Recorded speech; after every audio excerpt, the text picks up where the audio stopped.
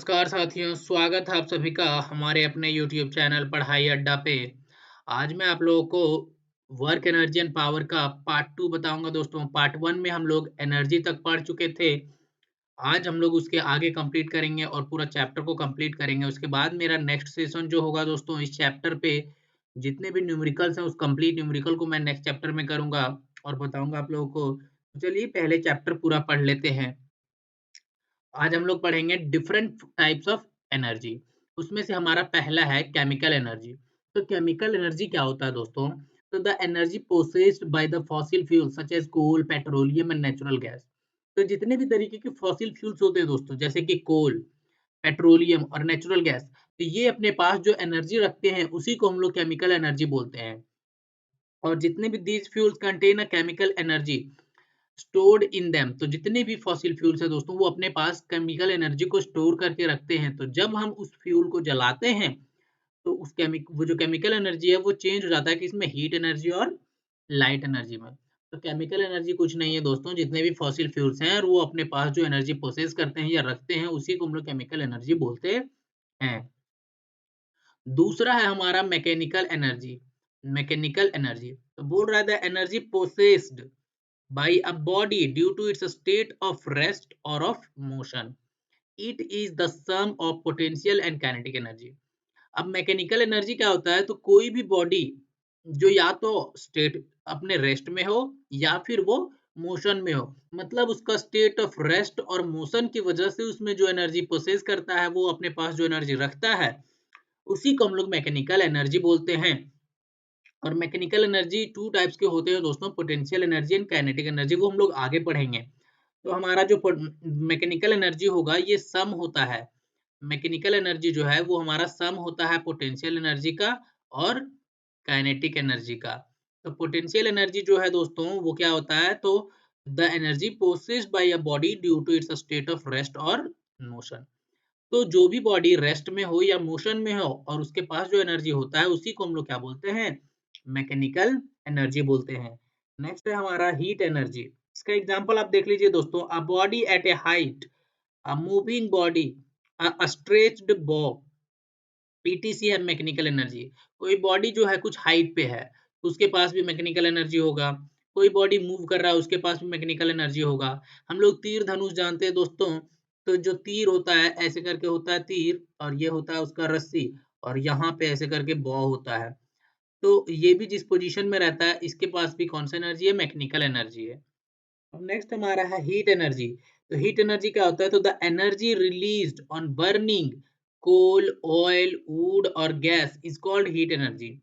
तो जितने भी तरीके के सब्सटेंस है, चाहे आप ले लीजिए कोल या ऑयल या वुड या फिर गैस, तो ये सबको जलाने के बाद जो एनर्जी हमें मिलता है, ये सबको जलाने के बाद जो एनर्जी हमें मिलता है उसी को हम लोग हीट एनर्जी बोलते हैं।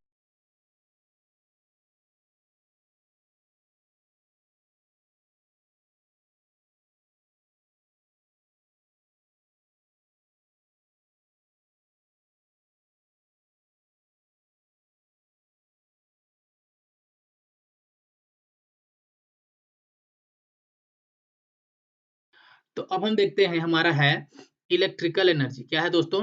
Electrical energy. इलेक्ट्रिकल एनर्जी क्या होता है? When two dry bodies are rub together they get charge due to the movement of free electrons from one body to other body, so they possess electrical energy. मतलब जब कोई दो dry body है और जब दोनों को हम आपस में रब करेंगे, जब दोनों बॉडी को आपस में मिला के रब करेंगे तो उसमें क्या होगा कि चार्ज का ट्रांसफर होने लगेगा। एक बॉडी से दूसरे बॉडी में इलेक्ट्रॉन का ट्रांसफर होने लगेगा दोस्तों। फ्री इलेक्ट्रॉन का क्या होने लगेगा? मूवमेंट होने लगेगा, जिसके वजह से एक बॉडी क्या हो जाएगा? चार्ज हो जाएगा और दूसरा भी चार्ज। शुरुआत में तो दोनों बॉडी न्यूट्रल होते हैं, लेकिन जैसे ही रब करते हैं तो इलेक्ट्रॉन का ट्रांसफर होने लगता है और दोनों बॉडी क्या हो जाते हैं? चार्ज हो जाते हैं। उसके बाद वो दोनों अपने पास कौन सा एनर्जी को प्रोसेस करते हैं? इलेक्ट्रिकल एनर्जी को। तो जब दो ड्राई बॉडीज को रब करते हैं हम लोग एक साथ, तो वो दोनों क्या हो जाते हैं? चार्ज हो जाते हैं फ्री इलेक्ट्रॉन्स की मूवमेंट की वजह से, और उसी की वजह से उसमें एनर्जी स्टोर हो जाता है। कौन सा एनर्जी? Electrical energy. नेक्स्ट है दोस्तों न्यूक्लियर एनर्जी। तो the energy released due to the loss in mass during the process of nuclear fission और nuclear fusion is called nuclear energy. अब ये न्यूक्लियर एनर्जी क्या है, तो इसमें क्या होता है कि कोई बहुत बड़ा बॉडी होता है जिसका मास लॉस होता है, और उस लॉस मास ही, वो जो मास उसका लॉस होता है, वही लॉस्ट मास जो है वो किस में कन्वर्ट हो जाता है, एनर्जी में। और उसी टाइप को एनर्जी को हम लोग बोलते हैं न्यूक्लियर एनर्जी। जैसे कि यहाँ पे आप देख सकते हैं दोस्तों, ये इतना बड़ा बॉडी है, इसकी ये छोटे-छोटे पार्टों में डिवाइड हुआ, और इसका कुछ मास लॉस होता है, और वो जो लॉस्ट मास है वही कन्वर्ट हो जाता है एक एनर्जी में, और उसी एनर्जी को हम लोग बोलते हैं क्या, न्यूक्लियर एनर्जी। और यहाँ पे 2 टाइप्स है दोस्तों, एक न्यूक्लियर फिजन और न्यूक्लियर फ्यूजन। फिजन में होता है एक बड़ा बॉडी छोटे-छोटे बॉडी में टूटेगा, और फ्यूजन में होता है छोटा-छोटा बॉडी मिलके एक बड़ा बॉडी का निर्माण करता है। तो इसकी वजह से जो एनर्जी रिलीज होता है, उसी एनर्जी को हम लोग बोलते हैं न्यूक्लियर एनर्जी। और in both these process the loss of mass gets converted into energy. और ये दोनों प्रोसेस में क्या होता है कि जो बॉडी का मास लॉस होता है वही कन्वर्ट हो जाता है किसमें, एनर्जी में, और उसी एनर्जी को हम लोग बोलते हैं न्यूक्लियर एनर्जी। और इस फार्मूला के हिसाब से वो एनर्जी लॉस होता है, मतलब बनता है। नेक्स्ट है हमारा light energy. It is a form of energy in the presence of which other objects are seen. तो लाइट एनर्जी क्या होता है, तो लाइट एनर्जी के हेल्प से ही हम किसी दूसरे चीजों को देख पाते हैं। तो it is a form of energy, ये एक तरीके का एनर्जी का फॉर्म है जिसके प्रेजेंस में ही हम किसी दूसरे ऑब्जेक्ट को क्या कर पाते हैं दोस्तों, देख पाते हैं। और लाइट एनर्जी का नेचुरल सोर्स है हमारा क्या, सन। क्या है, सन। नेक्स्ट है हमारा साउंड एनर्जी।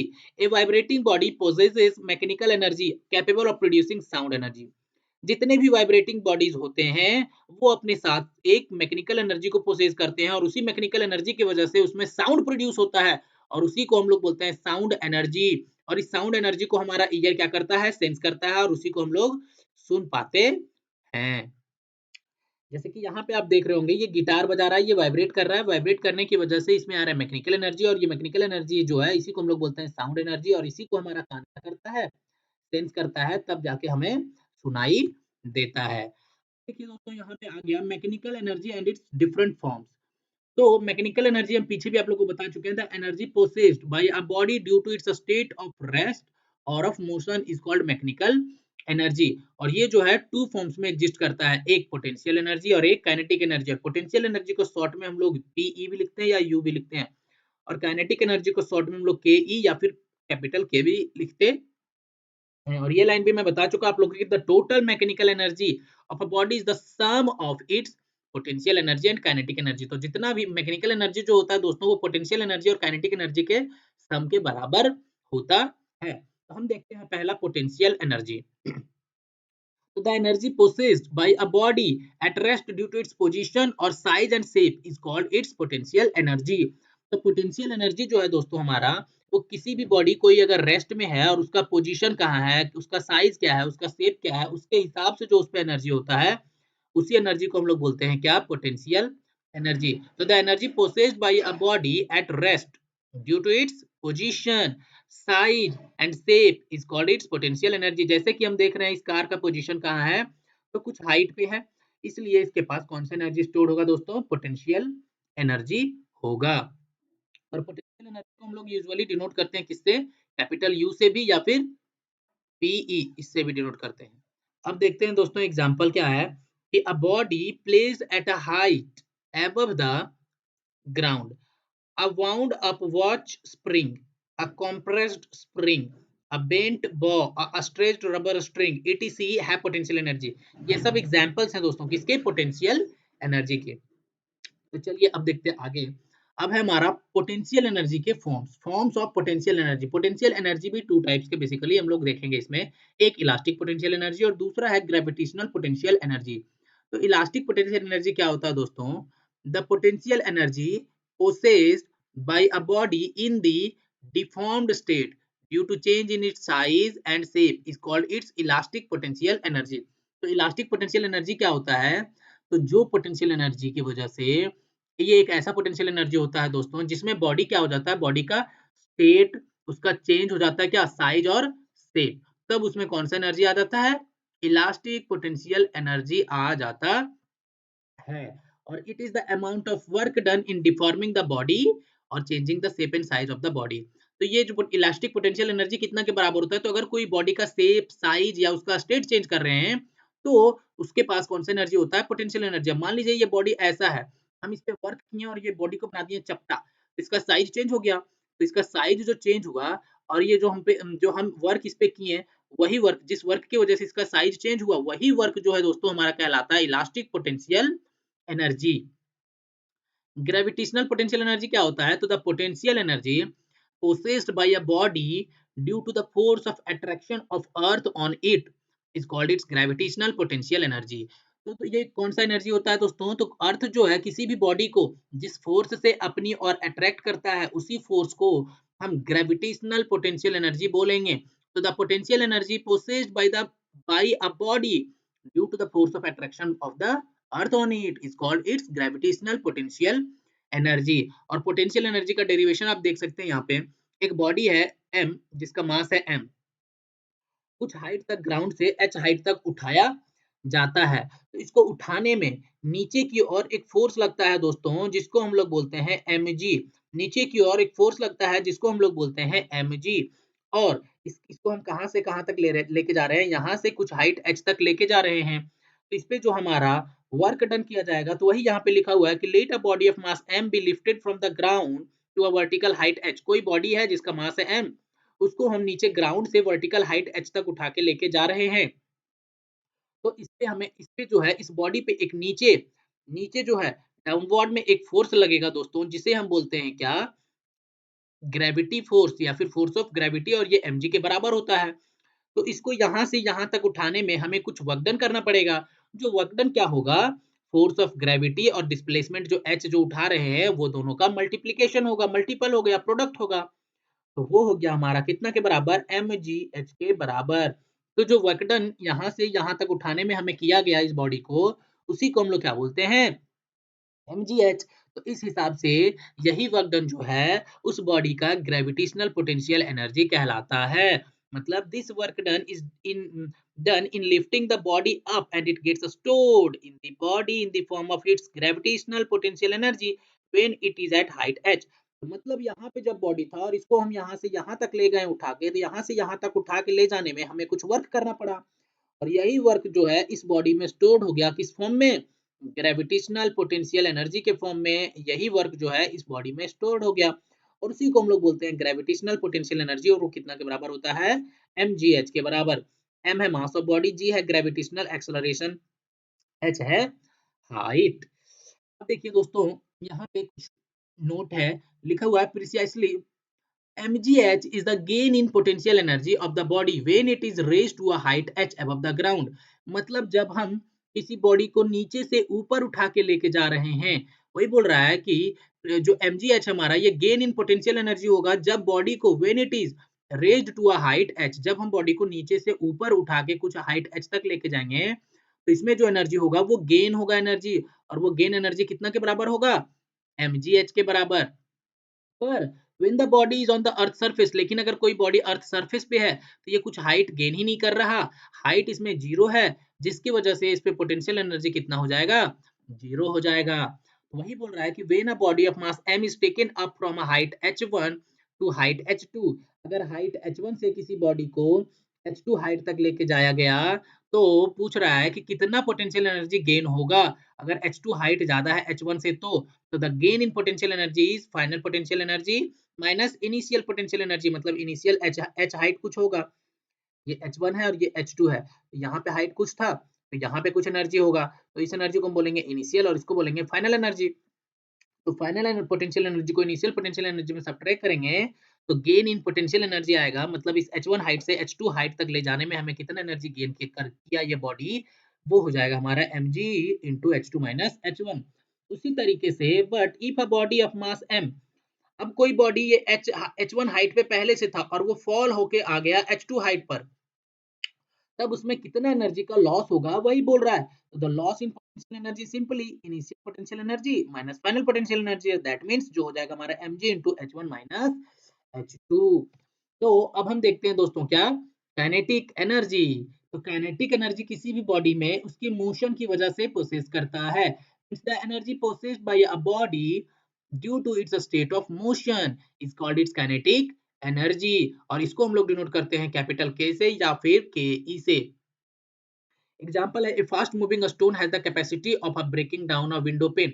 जब हम किसी के खिड़की पे पत्थर फेंकते हैं तो उसका खिड़की टूट जाता है, क्यों? क्योंकि जब हम उस बॉडी को उस पत्थर को फेंकते हैं तो वो मोशन करता है, मोशन करने की वजह से उसके पास आ जाता है काइनेटिक एनर्जी और उस काइनेटिक एनर्जी को यूज़ कर देता है उस ग्लास के पेन को तोड़ने में। जस्ट इसका ये एग्जांपल है। उसी तरीके से car in motion, moving hands of a clock, a bullet fired from a gun, a rolling ball, an apple falling from a height, ये सारे के पास कौन सा एनर्जी होता है? Kinetic energy. और काइनेटिक एनर्जी के फॉर्म्स हैं दोस्तों। तो इसका पहला फॉर्म हम पढ़ेंगे ट्रांसलेशनल काइनेटिक एनर्जी। और ट्रांसलेशनल मोशन हम पढ़ चुके हैं, कोई भी बॉडी अगर स्ट्रेट लाइन पाथ पे मूव करता है तो उसे हम बोलते हैं ट्रांसलेशनल मोशन। तो the motion of a body in a straight line path is called translational motion, and the kinetic energy of a body due to motion in the straight line is called translational kinetic energy। अगर कोई body straight line path पे move कर रहा है तो मतलब वो translational motion कर रहा है, और उस ट्रांसलेशनल मोशन की वजह करने की वजह से उस पे जो एनर्जी आ रहा है उसी के एनर्जी को हम लोग क्या बोलते हैं? Kinetic energy. जैसे कि एग्जांपल आप देख सकते हैं यहाँ पे, a car moving on a straight path, A freely falling body and a molecule of mono atomic guys have the translational kinetic energy. ये सारे जो है स्ट्रेट लाइन मोशन करते हैं। नेक्स्ट है दोस्तों रोटेशनल काइनेटिक एनर्जी। रोटेशनल मतलब जो एक फिक्स एक्सिस पे अपने एक्सिस के अलोंग रोटेट करे, उसी मोशन को हम लोग रोटेशन बोलते हैं, रोटेशनल मोशन बोलते हैं। तो if a body rotates about an axis, तो the motion is called rotational motion. अगर कोई बॉडी अपने एक्सिस के अलोंग रोटेट कर रहा है, घूम रहा है, तो उसे हम बोलते हैं रोटेशनल मोशन। और उसकी वजह से जो काइनेटिक एनर्जी उस बॉडी में आता है उसी को हम लोग बोलते हैं रोटेशनल काइनेटिक एनर्जी या सिंपली रोटेशनल एनर्जी। तो मतलब कोई बॉडी अगर अपने एक्सिस के अलोंग रोटेट कर रहा है तो वो रोटेशनल मोशन करता है, और उसकी वजह से उसमें जो काइनेटिक एनर्जी आता है उसी काइनेटिक एनर्जी को हम लोग रोटेशनल काइनेटिक एनर्जी बोलते हैं। एग्जांपल, स्पाइनिंग टॉप, लट्टू जो घूमता है, a rotating wheel and a rotating fan have rotational kinetic energy। उसी तरीके से दोस्तों वाइब्रेशनल काइनेटिक एनर्जी मतलब if a body moves to and fro about its mean position, जैसे कि पेंडुलम करता है दोस्तों मीन पोजीशन मतलब टू एंड फ्रो मोशन। तो अगर कोई body to and fro motion कर रहा है अपने मीन पोजीशन के अलोंग से, तो उस मोशन को हम लोग बोलते हैं वाइब्रेशनल मोशन। और उसकी वजह से उस बॉडी में जो काइनेटिक एनर्जी आ रहा है उस काइनेटिक एनर्जी को हम सिंपली क्या बोलेंगे? वाइब्रेशनल काइनेटिक एनर्जी बोलेंगे या फिर वाइब्रेशनल एनर्जी बोलेंगे। Example, a wire clamped at both the ends. जैसे कि हम जानते हैं दोस्तों यहाँ पे और इसके बीच में एक वायर बांध दिया और इसे हिला दिया, तो ये क्या होने लगता है? वाइब्रेट होने लगता है। तो इस तरीके का एग्जाम्पल है वाइब्रेशनल काइनेटिक एनर्जी का। अब देखते हैं दोस्तों एक्सप्रेशन फॉर काइनेटिक एनर्जी का formula. It can be calculated by finding amount of work done needed to be done by an opposing a force to stop a body। अब कोई body move करता हुआ आ रहा है तो इस बॉडी को रोकने के लिए जो हम अपोजिंग फोर्स अप्लाई करते हैं, और इस अपोजिंग फोर्स को अप्लाई करने में जितना हमारा वर्क डन लॉस होता है वही हमारा क्या होता है? काइनेटिक एनर्जी के बराबर होता है। तो the kinetic energy processing by a moving body is equal to the amount of work done which moving body can do before coming to rest. मतलब कोई बॉडी मूव कर रहा है और उसको हम क्या कर रहे हैं? उल्टा उस पे फोर्स लगा के धक्का दे के रोक रहे हैं उसे। तो रेस्ट में आने से पहले तक जो एनर्जी हमारा लॉस होता है उसको रोकने में, उसी को हम बोलते हैं क्या? Kinetic energy. तो मान लीजिए कोई बॉडी एम है जो मूविंग कर रहा है वेलोसिटी वी से, it is brought to be rest, और वो रेस्ट में आ जाता है by applying a constant opposing force, और उसमें हम अपोजिट फोर्स एक लग रहा है, कांस्टेंट एफ का फोर्स लग रहा है, जिसकी वजह से वो बॉडी आ जाता है रेस्ट में। तो let a be the uniform retardation. तो जब वो बॉडी का स्पीड धीरे हो रहा है तो उसमें क्या आएगा? नेगेटिव एक्सेलरेशन आएगा। नेगेटिव एक्सेलरेशन का मतलब रिटार्डेशन आएगा। तो जो उसका यूनिफॉर्म रिटार्डेशन है वो ए है। By the opposing force of the body travels a distance S. अब बॉडी यहाँ पे था और ये v वेलोसिटी से मूव कर रहा है, u वेलोसिटी से शुरू से मूव कर रहा था। अब इसको इस पे हम फोर्स लगाएं बाहर से इधर से, तो ये बॉडी धीरे धीरे धीरे धीरे धीरे होने लगा, और अचानक आके क्या हो गया? इसका भी जो आके बॉडी रुक गया। रुकने के पहले तक ये कुछ डिस्टेंस एस भी ट्रेवल किया। तो रुकने के पहले तक जो हमें वर्क किया करना पड़ा इस बॉडी में, वही अब वर्क हमारा कौन सा एनर्जी कहलाता है? Kinetic energy. तो मान लीजिए कि काइनेटिक एनर्जी उस बॉडी में लगा F इंटू एस, क्योंकि work done is equal to क्या होता है? Force into displacement. और यही वर्क डन तो है उस गाड़ी को अपोज करने के लिए, यही तो वर्क डन किया गया हमारे द्वारा। ये हमारा हो गया F into s. Retarding force उस पे लगा F is equal to m a. तो इनिशियल वेलोसिटी वहां पे था v, फाइनल वेलोसिटी 0 क्योंकि बॉडी आके फाइनली रुक गया। तो from the equation v square equal to u square plus 2as, ये इक्वेशन नंबर 3 है दोस्तों, equation of motion. Third equation of motion से क्या मिलेगा हमें? हमारा v तो हो गया 0, तो हमारा u था v स्क्वायर, तो हमें मिल जाएगा v स्क्वायर माइनस 2as। यहाँ पे माइनस इसलिए आया क्योंकि a जो है वो रिटार्ड था, a जो है नेगेटिव एक्सेलरेशन दे रहा था क्योंकि बॉडी यहाँ पे धीरे हो रहा था। तो यहाँ से हमारा s कितना आ गया दोस्तों, v स्क्वायर बाई 2a। अब क्या बोल रहा है, substituting the values f and s in equation from 2 and 3 इन 1। अब ये जो इक्वेशन 1 है इसमें हम इस f का और इस s का वैल्यू पुट करेंगे तो हमें क्या मिलेगा, तो हमें मिलेगा kinetic energy is equal to क्या मिलेगा, 1/2 m v स्क्वायर मिलेगा। और यही फॉर्मूला होता है दोस्तों काइनेटिक एनर्जी का, और इसी के बेसिस पे आप लोगों का न्यूमेरिकल भी बनेगा। अब देख लीजिए थोड़ा सा रिलेशन है काइनेटिक एनर्जी और मोमेंटम के बीच में। काइनेटिक एनर्जी और मोमेंटम के बीच में कुछ रिलेशन है। मोमेंटम हम जानते हैं होता है क्या, mass into velocity. Momentum is equal to mass into velocity. और काइनेटिक एनर्जी हम अभी अभी देख के आए क्या होता है, 1/2 mv स्क्वायर। तो यहाँ पे देखिए, let a body of mass m be moving with velocity v। अगर कोई बॉडी है जिसका मास है m और वो मूव कर रहा है v वेलोसिटी से, देन इट्स काइनेटिक एनर्जी क्या होगा उसका, 1/2 mv स्क्वायर, 1/2 mv स्क्वायर होगा। और उस पर जो मोमेंटम लगेगा उस बॉडी पे वो क्या होगा, p is equal to mv।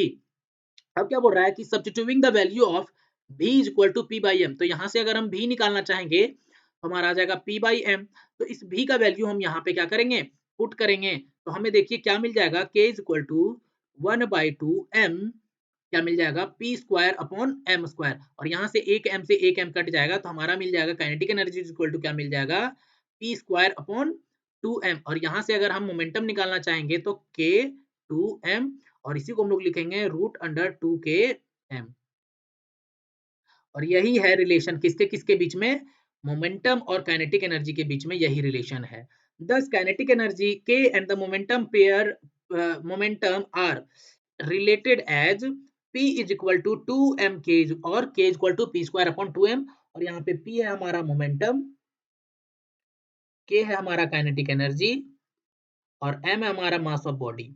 इस हिसाब से दोस्तों आशा करता हूँ कि आप लोग को ये भी समझ में आ गया होगा। अब हम देखेंगे जो रिलेशन था किसके किसके बीच में, काइनेटिक एनर्जी और मोमेंटम के बीच में, उसमें कुछ केसेस है, केस 1 और केस 2। अब ये दोनों केस समझते हैं दोस्तों। केस 1 बोलता है, if a light body a of mass m and a heavy body of B of mass capital M both have same momentum, दोनों के पास momentum same है, then kinetic energy of the light body A will be more than that of the heavy body। बोल रहा है क्या कि दो body हमारे पास, एक है A जिसका मास है M, एक है बॉडी B जिसका मास है कैपिटल M। मतलब मास जो है B का वो ज्यादा है A से। तो बोल रहा है क्या, दोनों का मोमेंटम सेम है, मतलब P दोनों का क्या है, सेम है। तो बताइए कि काइनेटिक एनर्जी किसका ज्यादा होगा। हम जानते हैं दोस्तों काइनेटिक एनर्जी डायरेक्टली जो होता है वो 1/2 mv स्क्वायर मास के डायरेक्टली प्रोपोर्शनल होता है। तो जिस बॉडी सॉरी दोस्तों, तो यहाँ पे हम क्या देख रहे हैं कि जो लाइट बॉडी है उसका काइनेटिक एनर्जी क्या है, ज्यादा है। A will be more than that of the heavy body B। क्या बोल रहा है कि the kinetic energy of a light body A will be more than that of the heavy body, क्योंकि Ka is equal to होता है P square upon 2m। तो यहाँ से K जो है ये आ रहा है 1/m, मतलब मास ज्यादा तो काइनेटिक एनर्जी कम, मास कम तो काइनेटिक एनर्जी ज्यादा। तो जो लाइटर बॉडी है दोस्तों ए, जो लाइटर बॉडी है ए, उसका मास है कम, इसीलिए उसका काइनेटिक एनर्जी क्या होगा, ज्यादा होगा। और जिसका जिसका मास ज्यादा है उसका काइनेटिक एनर्जी क्या होगा, कम होगा। केस 2 हमारा क्या बोल रहा है, if a light body A of mass m and a heavy body b of mass m have the same kinetic energy. अब दोनों का काइनेटिक एनर्जी सेम है तो बताइए, तो then the heavy body b will have more momentum than of the light body. तो जो heavy body है b जिसका मास है कैपिटल कैपिटल M, उसका मोमेंटम ज्यादा होगा दोस्तों। तो आप यहाँ से देख सकते हैं p b is equal to root under 2m k, p is equal to root under 2m k, root under m and m। मतलब ये है कि जिसका मास ज्यादा है उसका काइनेटिक एनर्जी कम होगा, और जिसका मास ज्यादा है उसका मोमेंटम ज्यादा होगा। क्योंकि काइनेटिक एनर्जी जो है दोस्तों वो मास के इनवर्सली प्रोपोर्शनल है, आप देख सकते हैं, और मोमेंटम के डायरेक्टली प्रोपोर्शनल है। तो जिसका मास ज्यादा उसका काइनेटिक एनर्जी कम, और जिसका मास कम उसका काइनेटिक एनर्जी ज्यादा, और जिसका मोमेंटम ज्यादा उसका मास कम। वही आप यहाँ पे देख सकते हैं, और जिसका मास ज्यादा उसका मोमेंटम ज़्यादा। तो अब देखिए दोस्तों कुछ डिफरेंस है पोटेंशियल एनर्जी और काइनेटिक एनर्जी के बीच में। तो पोटेंशियल एनर्जी क्या होता है? तो it is the energy possessed by a body due to its change its position और size and shape and size. It is equal to the work done in bringing the body to its change state. मतलब शुरुआत में जो body जिस state में था उससे उसको दूसरे स्टेट में चेंज कर दिए, तो वहां तक करने में जो हमारा वर्क डन करना पड़ा वही हमारा क्या होता है? पोटेंशियल एनर्जी होता है। And it can change only in the form of kinetic energy. Potential energy को सिर्फ और सिर्फ हम काइनेटिक एनर्जी में ही चेंज कर सकते हैं। It does not depend on the speed of the body. और पोटेंशियल एनर्जी जो है दोस्तों वो स्पीड ऑफ द बॉडी पे डिपेंड नहीं करता। क्यों? क्योंकि अगर बॉडी में स्पीड आ गया तो वो मोशन करने लगेगा, और मोशन करने लगेगा तो उसपे काइनेटिक एनर्जी आ जाएगा। और kinetic energy it is the energy possessed by a body due to its states of motion. It is equal to the work that a moving body can do before coming to rest. तो जो moving body है उसको rest में लाने के लिए जो हमें वर्क डन करना पड़ता है उसी वर्क डन को हम लोग क्या बोलते हैं? Kinetic energy. And it can change in any other form, ये किसी भी फॉर्म में चेंज हो सकता है। But it depends on the speed of the body. क्यों? क्योंकि काइनेटिक एनर्जी आता ही है किसकी वजह से? मोशन की वजह से। कुछ conversion of one form of energy into another form. अब एक फॉर्म से दूसरे फॉर्म में कैसे एनर्जी कन्वर्जन होता है दोस्तों? तो आप देख रहे हैं कि ये है मैकेनिकल एनर्जी को अगर हमें इलेक्ट्रिकल एनर्जी में कन्वर्जन करना होगा तो ये डायनेमो। डायनेमो एक ऐसा डिवाइस है जो मैकेनिकल एनर्जी को किसमें कन्वर्ट कर देता है? इलेक्ट्रिकल एनर्जी में। और मोटर क्या करता है? इलेक्ट्रिकल एनर्जी को कन्वर्ट कर देता है किसमें? मैकेनिकल एनर्जी में। उसी तरीके से इलेक्ट्रिक आयरन जो है दोस्तों वो इलेक्ट्रिकल एनर्जी को कन्वर्ट कर देता है हीट एनर्जी में। और जो हमारा थर्मोकपल है वो हीट एनर्जी को कन्वर्ट कर देता है इलेक्ट्रिकल एनर्जी में। लाउड स्पीकर जो है वो इलेक्ट्रिकल एनर्जी को कन्वर्ट कर देता है साउंड एनर्जी में। और साउंड एनर्जी को इलेक्ट्रिकल एनर्जी में कन्वर्ट कर देता है हमारा माइक्रोफोन। इलेक्ट्रिकल एनर्जी जो है दोस्तों सॉरी चार्जिंग अ बैटरी। अब ये जो बैटरी है वो इलेक्ट्रिकल एनर्जी को किसमें चेंज कर दे रहा है? केमिकल एनर्जी में चार्ज होके। और उसी तरीके से ये केमिकल एनर्जी को इलेक्ट्रिकल एनर्जी में कौन चेंज कर देता है? सेल, जो हम लोग घड़ी उड़ी में लगाते हैं, जो हम लोग किसी भी फोन उनमें लगाते हैं दोस्तों। केमिकल अब यहाँ पे जो लाइट एंड कैंडल है ये केमिकल एनर्जी को किसमें चेंज कर रहा है? लाइट एनर्जी में। और हमारा सन जो है वो लाइट एनर्जी को किसमें चेंज करता है? केमिकल एनर्जी में in the process of photosynthesis. उसी तरीके से हमारा जो लाइट एंड इलेक्ट्रिक बल्ब है वो इलेक्ट्रिकल एनर्जी को कन्वर्ट करता है लाइट एनर्जी में। और लाइट एनर्जी जो है दोस्तों वो इलेक्ट्रिकल एनर्जी में कन्वर्ट करता है हमारा फोटो सेल, जिसको हम लोग बोलते हैं सोलर सेल। क्या बोलते हैं? Solar cell. तो आशा करता हूँ दोस्तों कि आप लोगों को ये भी सेशन बहुत अच्छा लगा होगा, और अगर अच्छा लगा तो अपने दोस्तों तक शेयर जरूर कीजिएगा दोस्तों। और अगर आप लोगों को इस क्लास का पीडीएफ चाहिए तो आप लोग टेलीग्राम में जाके इस चैनल को सर्च करके ज्वाइन कर लीजिए दोस्तों, ताकि आपको इसका पीडीएफ वहां पे प्रोवाइड हो जाए। क्योंकि क्लास खत्म होने के बाद मैं सारा का सारा पीडीएफ वहां पे अपलोड कर दूंगा, तो आप लोग वहां से इसे देख सकते हैं।